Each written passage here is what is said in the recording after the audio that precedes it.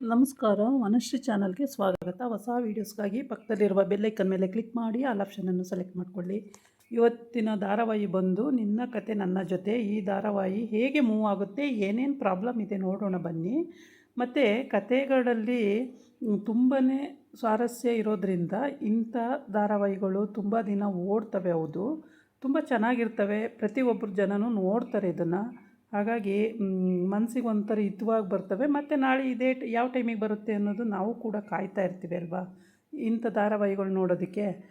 ಮತ್ತು ಇಲ್ಲಿ ಅಮ್ಮಮ್ಮ ಖುಷಿಯಾಗಿದ್ದಾಳೆ. ಅಂದರೆ ಭೂಮಿ ತನ್ನ ಪ್ರೀತಿನ ವ್ಯಕ್ತಪಡಿಸ್ತಿದ್ದಾಳೆ, ಸಾಹೇಬ್ರ ಹತ್ರ ವ್ಯಕ್ತಪಡಿಸ್ಕೊಂಡು ಹೇಳ್ತಾ ಇದ್ದಾಳೆ, ನಿಮ್ಮನ್ನು ನಾನು ತುಂಬ ಇಷ್ಟಪಡ್ತಿದ್ದೆ ಸಾಹೇಬ್ರೆ, ನಿಮ್ಮ ಹತ್ರ ಹೇಳೋಕ್ಕಾಗ್ದೇ ನಾನು ಲೆಟ್ರಲ್ಲಿ ಬರಿತಾ ಇದ್ದೆ ಅಂಥೇಳಿ. ಅದನ್ನು ಕೇಳಿಸ್ಕೊಂಡು ತಂಗಿ ತುಂಬ ಏನು ಇವರು ಹೀಗೆಲ್ಲ ಮಾತಾಡ್ತಾರೆ ಅಂತ ಒಂಥರ ಅಸಹ್ಯ ಪಟ್ಕೊಂಡಂಗೆ ಮುಖ ಮಾಡ್ಕೊಂಡು ನಿಂತಿದ್ದಾಳೆ. ಆದರೆ ಅವಳು ಗಂಡನ ಮನೆಯಿಂದ ಇಲ್ಲಿಗೆ ಬಂದಿದ್ದಾಳೆ. ಫಸ್ಟು ಕಳಿಸ್ಬಿಟ್ಟಿದ್ರು ಗಂಡನ ಮನೆಗೆ, ಪುನಃ ಇಲ್ಲಿಗೆ ಬಂದಿದ್ದಾಳೆ.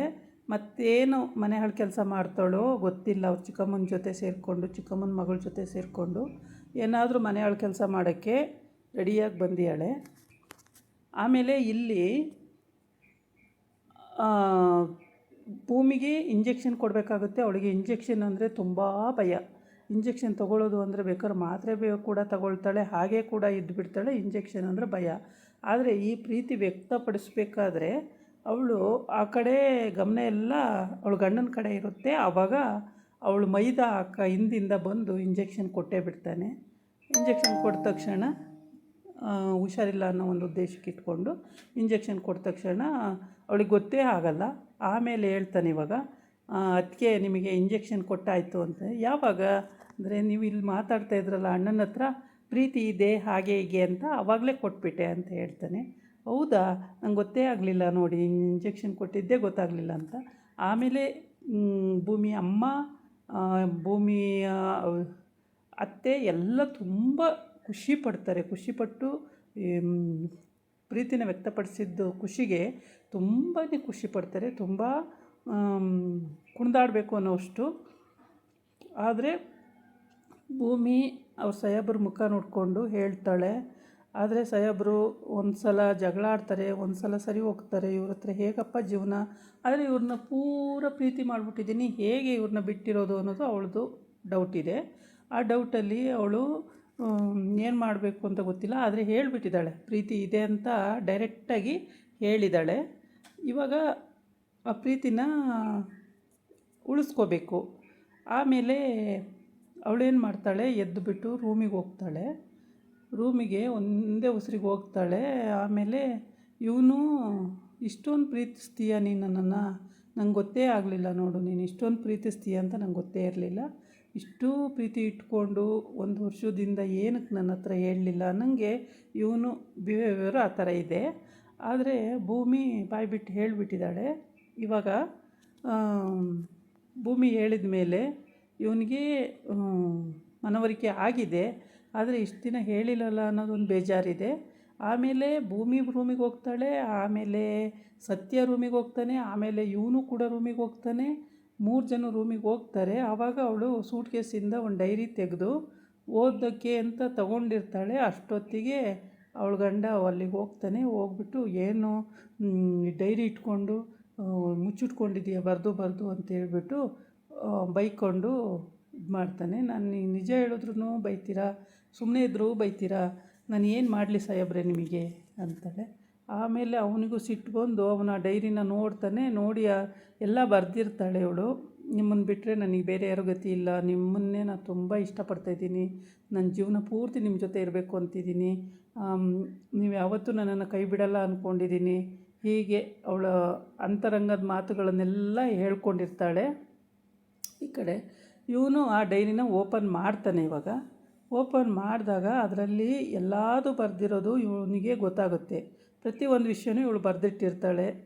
ಅಂದರೆ ಟೀ ಮಾರೋದ್ರಿಂದ ಫಸ್ಟ್ ಡೇಯಿಂದ ಅವಳು ಏನೇನಾಯಿತು, ಹೇಗೆ ನಮ್ಮನ್ನು ಮದುವೆ ಆಯಿತು, ಮತ್ತು ನಾನು ಇಲ್ಲಿಗೆ ಹೆಂಗೆ ನಿಮ್ಮ ಜೊತೆ ಕರ್ಕೊಂಡು ಬಂದ್ರಿ, ಹಾಗೆ ಹೀಗೆ ಅಂತ ಎಲ್ಲ ಬರೆದಿರ್ತಾಳೆ. ಅದನ್ನೆಲ್ಲ ಓದ್ತಾನೆ. ಓದಿದಾಗ ಅವನಿಗೆ ಬೇಜಾರು ಅನಿಸುತ್ತೆ, ಇಷ್ಟೊಂದು ಕಾಟ ಕೊಟ್ಬಿಟ್ಟು ಇವಳಿಗೆ ಎಷ್ಟೊಂದು ಹಿಂಸೆ ಕೊಟ್ಬಿಟ್ಟು ಪಾಪ ಇಷ್ಟು ಒಳ್ಳೆ ಹುಡುಗಿಗೆ ಅಂತೇಳ್ಬಿಟ್ಟು ಅವನಿಗೂ ಬೇಜಾರಾಗುತ್ತೆ. ಸಿಟ್ಕೊಂಡಂಗೆ ಆಚೆ ಹೋಗ್ಬಿಡ್ತಾನೆ ಅವನು. ಅದನ್ನು ನೋಡ್ತಾನೆ, ಎಲ್ಲನೂ ಒಂದೊಂದು ಹಾಳೆನೂ ತೆಗೆದು ಪೂರ ನೋಡ್ತಾನೆ. ನಿಮಗಾಗಿ ನಾನು ಅಮ್ಮನ್ನ ಹುಡ್ಕೋದಕ್ಕೆ ನೀವು ಸಹಾಯ ಮಾಡಿದ್ದೀರಾ, ನಮ್ಮಮ್ಮನ್ನ ಹಾಗೆ ಅಂತ ಎಲ್ಲ ಬರೆದಿರ್ತಾಳೆ. ನಮ್ಮಮ್ಮ ಬಿಡುಗಡೆ ಆದಾಗ ನಾನು ಇಲ್ಲಿಂದ ಹೋಗ್ತೀನಿ ಅಂತ ಹೇಳಿದ್ದೆ, ಅದು ಇದು ಅಂತ ಎಲ್ಲ ಬರೆದಿರ್ತಾಳೆ. ಅದೆಲ್ಲ ಓದಿದಾಗ ಅವನಿಗೆ ಇಷ್ಟೆಲ್ಲ ಬರೆದಿಟ್ಟಿದ್ದಾಳೆ, ಇಷ್ಟೆಲ್ಲ ಪ್ರೀತಿ ಇಟ್ಕೊಂಡು ಈ ಹುಡುಗಿ ಯಾಕೆ ನನಗೆ ಫಸ್ಟೇ ಇದನ್ನೆಲ್ಲ ಹೇಳಲಿಲ್ಲ ಅಂತ ಹೇಳ್ಬಿಟ್ಟು ಭಾಳ ಬೇಜಾರು ಮಾಡಿಕೊಂಡು ಅವನು ಆ ಡೈರಿನ ಮುಚ್ಚಿ ಮಂಚದ ಮೇಲೆ ಎಸ್ಬಿಟ್ಟು ಆಚೆ ಹೊರಟೋಗ್ತಾನೆ. ಆವಾಗ ಇಲ್ಲಿ ಈ ಖತರ್ನಾಕ್ ಬುದ್ಧಿ ಅವರ ಚಿಕ್ಕಮ್ಮಂದು ಮತ್ತು ಚಿಕ್ಕಮ್ಮನ ಮಗಳದು ಹೆಂಗೆ ಹಿಡಿದುಬಿಟ್ಲು ಭೂಮಿ ಅಮ್ಮ. ಅವಳು ಸಾಯೋ ಥರ ಹಿಡಿದುಬಿಟ್ಲಲ್ಲ, ಇನ್ನೊಂದು ದಿವಸ ಅವಳ ಹತ್ರ ಹುಷಾರಾಗಿರ್ಬೇಕಪ್ಪ, ಇಲ್ಲ ಅಂದ್ರೆ ಅವಳು ಏನಾರು ಒಂದು ಗತಿ ಮಾಡಿಬಿಡ್ತಾಳೆ ನಮಗೆ.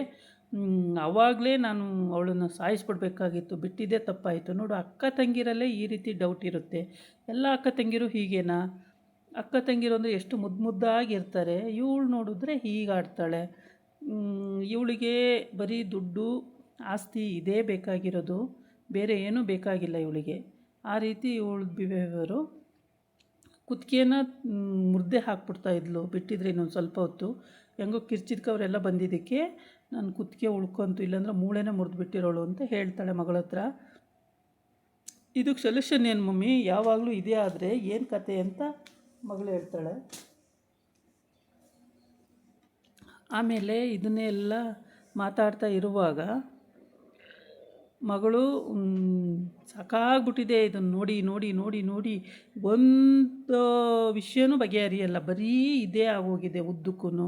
ಯಾವಾಗ ನೋಡಿದ್ರು ಭೂಮಿಗೆ ಅದು ಮಾಡ್ತೀನಿ ಇದು ಮಾಡ್ತೀನಿ ಅನ್ನೋದು, ಅವಳು ಅದರಲ್ಲೆಲ್ಲ ಬಚಾವಾಗಿ ಬರೋದು, ಮತ್ತು ಇದೇ ಪ್ರಾಬ್ಲಮ್ಮು. ಅವಳನ್ನು ಮನಸ್ಫೂರ್ತಿ ತೆಗೆದು ಆಚೆ ಒಗೆಯೋಕ್ಕೂ ಆಗ್ತಿಲ್ಲ ನಿಮಗೆ, ಏನೂ ಮಾಡೋಕ್ಕಾಗ್ತಿಲ್ಲ, ಸುಮ್ಮನೆ ಹೇಳ್ತೀರಾ ಮಮ್ಮಿ ಅಂತೇಳಿ ಹೇಳ್ತಾ ಇರ್ತಾಳೆ. ಇಲ್ಲ ನೋಡೋಣ ತಾಳು, ಈ ಸಲ ಏನಾರು ಮಾಡಿ ಅವಳನ್ನು ಆಚೆ ಕಳಿಸ್ಬಿಟ್ಟು ಆಸ್ತಿಗೆಲ್ಲ ನಾವೇ ವಾರಸುದಾರರಾಗೋಣ ಅಂತೇಳಿ ಐಡಿಯಾ ಹಾಕ್ಕೊಂಡಿರ್ತಾಳೆ. ಹೀಗೆ ಅಮ್ಮ ಮಗಳು ಮಾತಾಡ್ತಾ ಇರ್ತಾರೆ. ಏನು ಮಾಡ್ತೀಯ ಮಮ್ಮಿ ಅಂತ, ಏನಾರು ಒಂದು ಮಾಡೋಣ ಇರು ಅಂತ ಹೇಳ್ತಾ ಇರ್ತಾಳೆ ಈ ಮನೆ ಹಾಳಿ. ಆವಾಗ ಅವನು ಮಗ ಆ ಕಡೆಯಿಂದ ಅವ್ರ ಮಾವನೇನೋ ವಿಚಾರಿಸೋಕ್ಕೆ ಅಂತ ಹೋಗ್ತಾನೆ. ಅದನ್ನು ಇವಳು ನೋಡ್ಕೊಂಬಿಡ್ತಾಳೆ. ನೋಡ್ಕೊಂಬಿಟ್ಟು ಇರು ನೀನು ಇಲ್ಲೇ, ನಾನು ಒಂದು ನಿಮಿಷ ಬಂದೆ ಅಂತ ಹೇಳ್ಬಿಟ್ಟು ಅವನ್ನ ಫಾಲೋ ಮಾಡ್ಕೊಂಡೋಗಿ ಬಾಗಿಲು ಮರೆ ನಿಂತ್ಕೊಂಡು ಕೇಳಿಸ್ಕೊತಾ ಇರ್ತಾಳೆ. ಅವನು ಅವ್ರ ಮಾವನ ಹತ್ರ ಎಲ್ಲ ಡಿಸ್ಕಸ್ ಮಾಡೋದನ್ನು, ಅಂದರೆ ಏನೇನು ಹೇಳ್ತಾನೆ ಅದನ್ನೆಲ್ಲ ಡಿಸ್ಕಸ್ ಮಾಡೋದನ್ನು ಇವಳು ಕೇಳಿಸ್ಕೊತಾಳೆ ಕದ್ದು. ಅವನು ಕೇಳ್ತಿರ್ತಾನೆ, ಅತ್ತೆ ಮತ್ತು ಅವ ಇಬ್ಬರು ಅತ್ತೆಯರು ಹೀಗೇನಾ, ಯಾವಾಗಲೂ ಹೀಗೆ ಜಗಳನ, ಅಥವಾ ಚೆನ್ನಾಗಿದ್ರು ಅನನ್ಯತೆಯಿಂದ ಅಂತ ಕೇಳ್ತಾನೆ. ಇಲ್ಲ, ನನ್ನ ತಂಗಿರಿಬ್ಬರು ತುಂಬ ಚೆನ್ನಾಗಿದ್ದರು, ಪಾಪ ಅಷ್ಟು ಹೊಂದಾಣಿಕೆ ಇತ್ತು. ಎದ್ದು ಸುಮ್ಮನೆ ಅನ್ಎಕ್ಸ್ಪೆಕ್ಟೆಡ್ ಆಗಿರೋದು, ಅವರು ತುಂಬ ಚೆನ್ನಾಗಿರೋ ಅಂಥವ್ರು, ಹಾಗೆ ಹೀಗೆ ಅಂತ ಎಲ್ಲ ಹೇಳ್ತಾನೆ. ಮತ್ತು ಏನಕ್ಕೆ ಹಿಂಗೆ ಜಗಳಾಡ್ತಾರೆ ಇವರು ಅಂತ ಕೇಳ್ತಾನೆ. ಏನೋ ಗೊತ್ತಿಲ್ಲ, ಬೇರೆ ರೀತಿ ಇನ್ವೆಸ್ಟಿಗೇಷನ್ ಮಾಡು, ಇದರಲ್ಲಂತೂ ಡೌಟೇ ಇಲ್ಲ ಅಂತ ಹೇಳ್ತಾನೆ. ಆವಾಗ ಅವನು ಸರಿ ಆಗಲ್ಲ ಅಂತೇಳ್ಬಿಟ್ಟು ಮತ್ತೆ ಅವನೇನೋ ಯೋಚನೆ ಮಾಡಿಕೊಂಡು ಅಲ್ಲಿಂದ ಅದನ್ನೆಲ್ಲ ತಿಳ್ಕೊಂಡು ಇವಳು ಅದನ್ನೆಲ್ಲ ಕೇಳಿಸ್ಕೊತಾಳೆ.